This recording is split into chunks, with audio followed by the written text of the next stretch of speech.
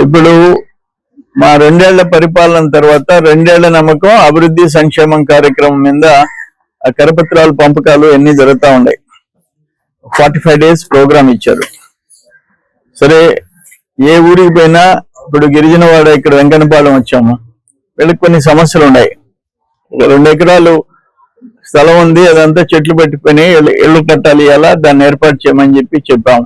అట్లే ఎందుకూరుపేట నుంచి కొరటూరు దాటిన దాకా రోడ్డు బాగా వేసినారు. తర్వాత మన లిమిట్స్ లో రోడ్డు ఆయన వేయించలే, కాకానికి అవుతున్నాడు. ఇప్పుడు 1,80,00,000 పెట్టి శాంక్షన్ చేయించాం. ఊర్లో కూడా రోడ్డు 70 లక్షలు పెట్టి సిమెంట్ రోడ్లు వేయించాం.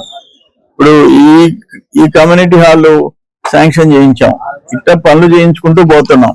ఇప్పుడు ఇక్కడ ఒక్క ఊరికి వస్తే తల్లికి వందనం 93,75,000 రూపాయలు పే చేశాం.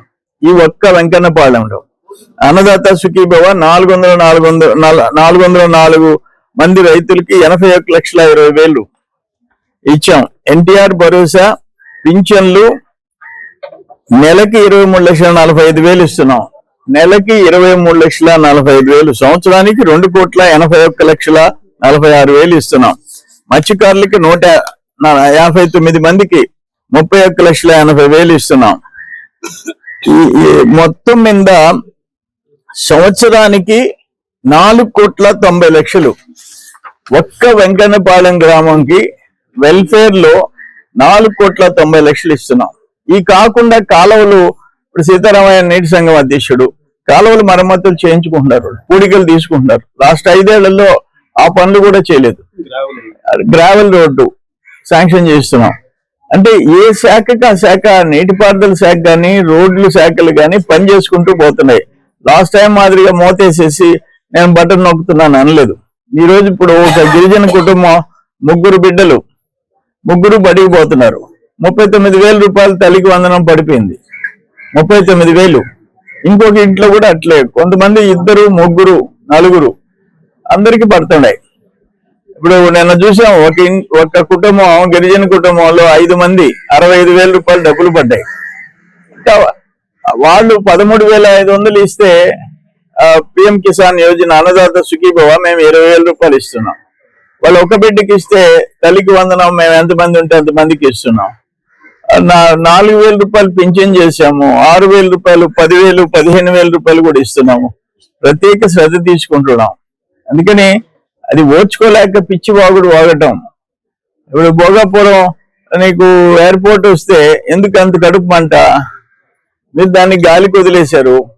ఇప్పుడు మా గవర్నమెంట్, చంద్రబాబు నాయుడు గారు ముఖ్యమంత్రి అయిన తర్వాత శరవేగంతో జరిగింది.